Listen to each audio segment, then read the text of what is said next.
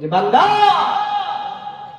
তুমি যে ইবাদত করবে, তো ইবাদত করার পূর্বে আগে তুমি হালাল খাও, হালাল খেয়ে নিজের শরীরটাকে পবিত্র করো। আল্লাহ তাআলা ইবাদতের কথা পরে বলেছেন, আগে হালাল খাওয়ার কথা বলেছেন। কেননা হারাম যে ব্যক্তি খায় সে যত বড় নামাজি হোক না কেন আর যত বড় হাজি সাহেব হোক না কেন, ওই হজ আর নামাজ তাকে জান্নাতে নিতে পারবে না। ঠিক না বেঠে? যত বড়ই হাজি সাহেব হোক না কেন আর যত বড়ই নামাজি হোক না কেন, যদি পেটের ভিতরে হারাম ঢুকে, ওই নামাজ আর হজ আপনাকে জান্নাতে নিতে পারবে না। এই জন্য আল্লাহ তাআলা আগে ইবাদতের পূর্বে, নিজের ইবাদতের পূর্বে হালালের কথা বলেছেন। ইয়া আইয়ুহার রাসূল কুলু মিনাত তাইয়্যিবাতি আমালু সলিহা। ইবাদতের আগে আগে হালাল খাও। এই জন্য আমার ভাইয়েরা দেখেন, ইব্রাহিম বিন আদম অনেক বড় একজন আল্লাহওয়ালা ছিল, অনেক বড় একজন আল্লাহর ওলি ছিল ইব্রাহিম বিন আদম। তো মসজিদুল আকসায় নামাজ আদায় করে, গভীর রাতে যাই নামাজের ভিতরে দাঁড়াইয়া নামাজ পড়ে। এমন সময় পিছনে ফেরেশতারা কথা বলতেছে। একজন ফেরেশতা আর একজন ফেরেশতাকে বলতেছে, এই যে দেখো দেখো, এই যে মসজিদুল আকসায় যে লোকটা নামাজ পড়তেছে তাকে চিনো নাকি? কয় না না না, তাকে তো চিনি না। কয় এর নাম হলো ইব্রাহিম বিন আদহাম, অনেক বড় একজন আল্লাহওয়ালা লোক।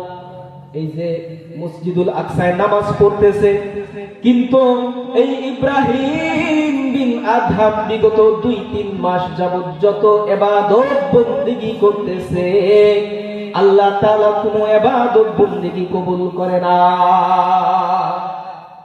এত বড় একজন আল্লাহওয়ালা, আল্লাহর কাছের বন্ধু, যার কাছে বাদশাহীর সিংহাসনের চাইতে যায় নামাজের দাম অনেক বেশি প্রিয়, তো এই লোকটা বিগত 2-3 মাস যাবত নামাজ পড়ে, কিন্তু নামাজগুলো কবুল হয় না।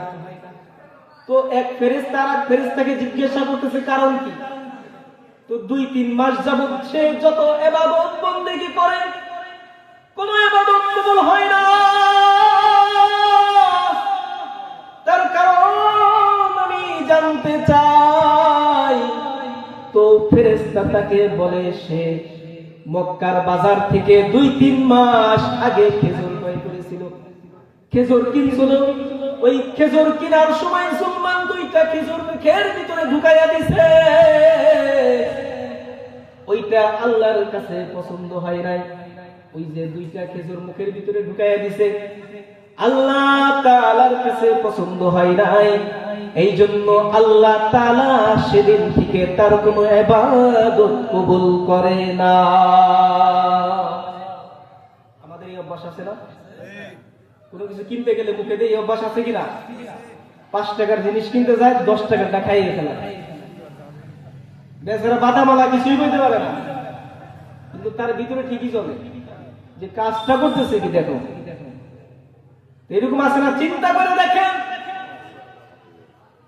2টা খেজুর জুলমান খাওয়ার কারণে তার ইবাদত বন্দেগী কবুল হইতেছে না। ইব্রাহিম বিন আদহাম যখন নাকি ফেরেশতাদের কথা শুনলো, ইব্রাহিম বিন আদহাম ফেরেশতাদের কথা শোনার পর চিন্তা করলো, ঠিকই তো, মক্কার বাজার থেকে খেজুর কেনার সময় 2টা খেজুর আমি মুখে দিছিলাম। এখন আপনাদের প্রশ্ন হতে পারে, হুজুর ইব্রাহিম বিন আদহাম সে ফেরেশতাদের কথা শুনলো, আমরা কেন শুনলাম না? আপনাদের দুঃখ হতে পারে, আরে ভাই আমরা কেন শুনবো? আমরা তো ডিজে গান শুনতে শুনতে নিজের কান আর কলিজাটারে পচাইয়া ফেলছি। এই জন্য ফেরেশতারা কথা বললো, এই কথা আমাদের কান পর্যন্ত পৌঁছায় না। ঠিক না? তাদের ঈমান তাজা ছিল, কিন্তু আমরা তো গান শুনতে শুনতে শুনতে শুনতে কলব শেষ। এই জন্য আমার ভাইরা, ইব্রাহিম বিন আদহাম দুইটা খেজুরের ঋণ শোধ করার জন্য মসজিদুল আকসা থেকে মক্কার পথে রওনা হয়েছে। দেখেন শত শত মাইল দূরের রাস্তা, মসজিদুল আকসা থেকে মক্কার পথে রওনা হয়েছে, তাও আবার পায়ে হাঁটে। তখন তো এরকম কোনো কিছু ছিল না, পায়ে হাঁটে মসজিদুল আকসা থেকে মক্কার পথে রওনা হয়েছে। মাসকে মাস হাঁটতে হাঁটতে হাঁটতে হাঁটতে যখন নাকি মক্কায় গেছে, তো মক্কায় যাওয়ার পর ওই দোকানদারের কাছে গেছে। তো দোকানদারের কাছে যাওয়ার পর অবাক হয়ে গেছে, দেখে যখন খেজুর কিনছে তখন ছিল একজন বৃদ্ধ লোক, এখন একজন নওজোয়ান খেজুরের দোকানে বসে আছে। ইব্রাহিম বিন আদহাম তাকে ডাক দিয়া বলল, ভাই, এই যে বিগত 2-3 মাস আগে আমি এখানে আসছিলাম, তো এই দোকান থেকে আমি খেজুর কিনছি, তো খেজুর কেনার সময় 2টা খেজুর না বইলা তাকে আমি আমার মুখে ঢুকাইছি, এই জন্য আল্লাহ তাআলা আমার ইবাদতগুলো কবুল করে না। তো আমি সেই 2টা খেজুরের ঋণ শোধ করার জন্য মক্কার বাজারে আসছি, কিন্তু যার কাছ থেকে খেজুর কিনছি সে কই?